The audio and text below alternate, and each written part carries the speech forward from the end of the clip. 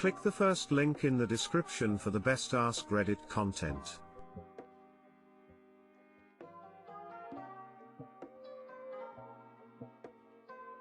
AITA for giving my son a bill for half his expenses. My son, 17, asked me for a new gaming system and I said no because he already has plenty of gaming systems and games and doesn't need more. If he wants one he can save up and buy one. He then comes to me with a budget on how we can afford the system. It was mostly just that if I buy nothing for myself for 2 months, we'll have enough for the system. I told him hell no, it's offensive and if he wants the system he has to save up for it. Then he comes back with another budget. He and his father calculated how much I've been paid in child support over the years and they decided it would be a good idea to let me know how little a drop in the bucket the gaming system would be. Told him I spend that on his expenses every month but he didn't believe me, so I told him that if he doesn't think so, he can pay me for his expenses every month and I'll give him the child support. Surprise surprise, when I gave him the bill, it showed that when you factor in all of the things I pay for in a month,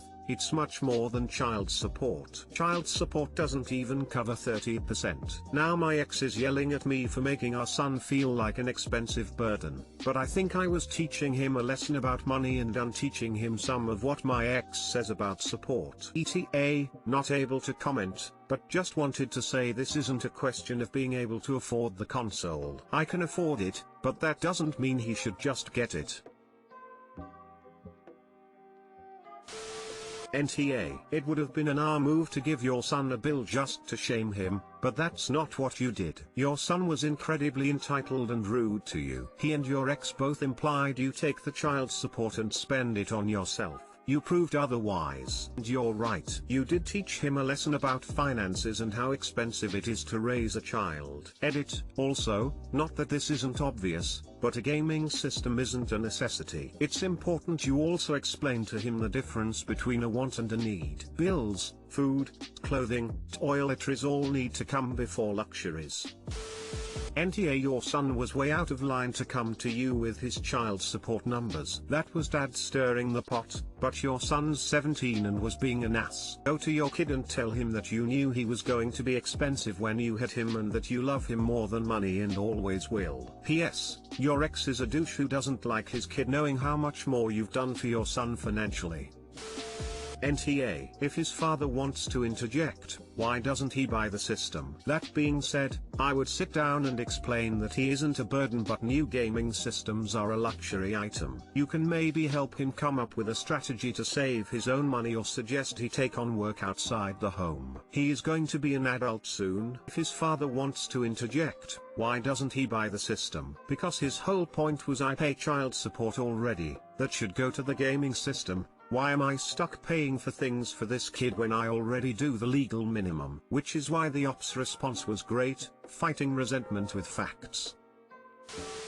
AITA for not allowing my disabled neighbor to park in my driveway and getting her car towed, despite the previous owner allowing it. I bought her house a few months ago and moved in last month. The previous owner was a friendly old man that could no longer live alone, so he decided to sell and move in with his daughter. Just to be clear, I put disabled in quotation marks because the lady in question is just really overweight and I am not sure if that counts as disabled. Now apparently he had been allowing use of his driveway to his disabled neighbor lady largely because street parking is extremely limited and what little street parking there is pretty much instantly occupied. What I am saying is unless you have a driveway you end up having to park a good 5-minute walk away and that's the best case scenario. Obviously I was unaware of this, so I was surprised to see a large SUV parked in my driveway when I moved in. I ended up having to knock on several doors asking whose car it was because the movers could not stand still on the busy road too long. I figured out it was the neighbor's car, so after a good 10 minutes of knocking, an extremely angry enormous lady opened the door. I told her to move the car and she immediately started arguing that the neighbor said it was fine. I told her he moved out, I moved in and no it is not fine and to move it because the movers need to unload my stuff. She begrudgingly did.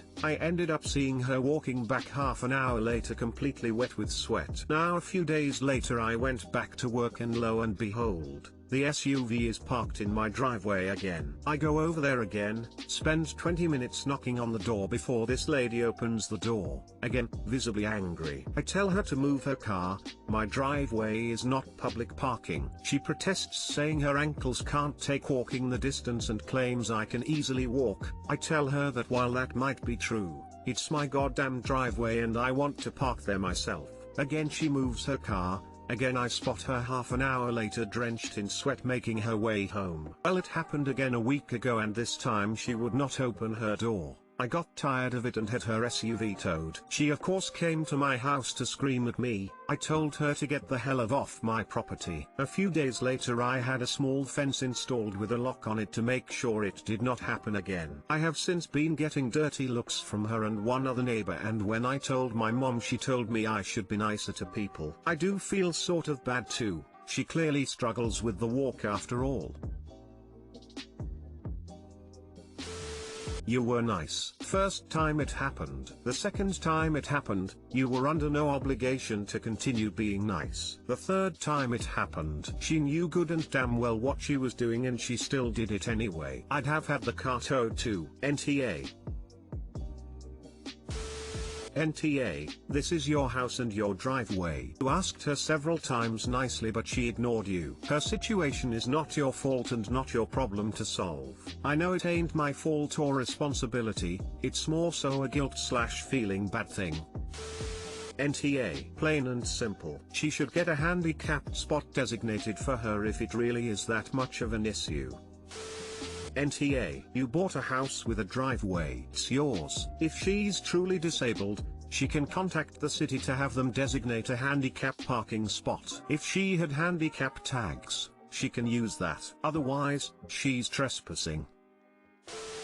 AITA, for telling my daughter that I absolutely do not support her only wanting to be a stay-at-home mom. I don't have a problem with the idea of parents who stay home with their kids. It's not like that. Get that childcare is expensive, and that oftentimes it just makes sense. What I have a problem with is my teenage daughter literally planning her life to only become a ZAM. As in, no college, no jobs, no certifications, nothing at all to support herself until that time might come. I told her that it doesn't have to be college, that not everyone needs college, but that she needs to do something to start making money to put away so that, if anything goes wrong with her plan, she has a way to support herself and the potential kids. Her feedback was that her backup plan was me and my husband. She would move in with us and go from there. We would help them survive. I told her then, what happens if we die, or we're incapacitated? She said, I don't know, Mom, this is ridiculous, none of it is going to happen. Told her bluntly that I don't want her becoming Nancy Botwin 2.0, that if something happens, she needs to have a backup plan and something behind her other than relying on other people. I emphasized that again, it does not need to be college. She can start working retail to learn customer service skills that she can carry on to doing call center work from home if need be. She can start working as a receptionist somewhere. She can do any number of things. But she says no, she's going to plan to be a ZAM. With that all in mind, I asked her, when she graduates high school, what is she going to do?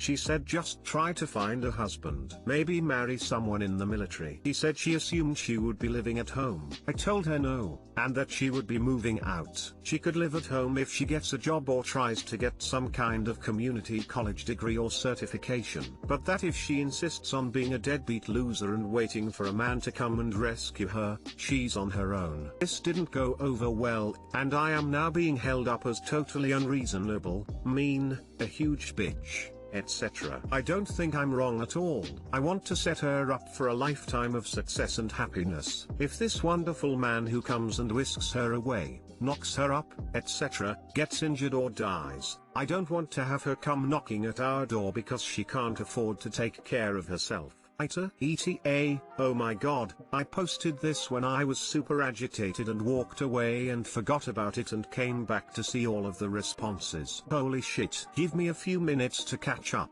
damn.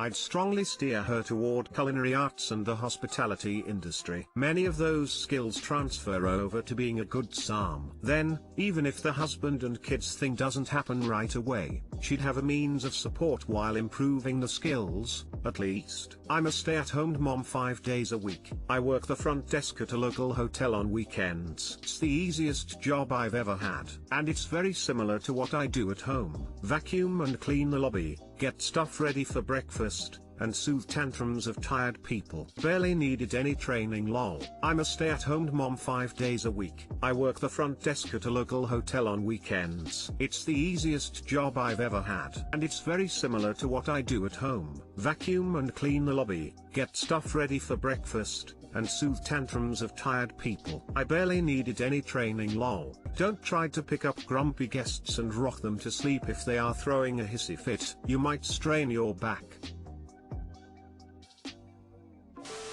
NTA, she is being delusional. You are being perfectly reasonable. NTA. In high school, I also wanted to be a Psalm. Unfortunately, that's not where my life took me. I'm 33, single, and childless. Sometimes our plans don't work out and that's okay. She really needs to make a plan to be able to take care of herself regardless of becoming a Psalm.